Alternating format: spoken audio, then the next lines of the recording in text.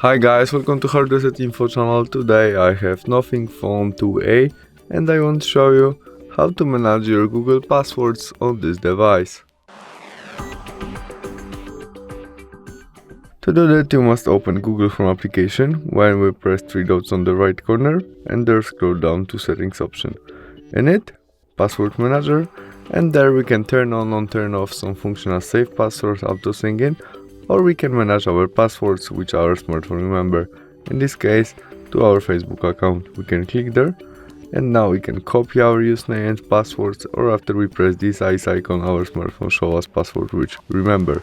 We can also custom it by tap there and write something new or delete. If you want delete all our smartphone remember, we press this trash icon and confirm all by delete passwords.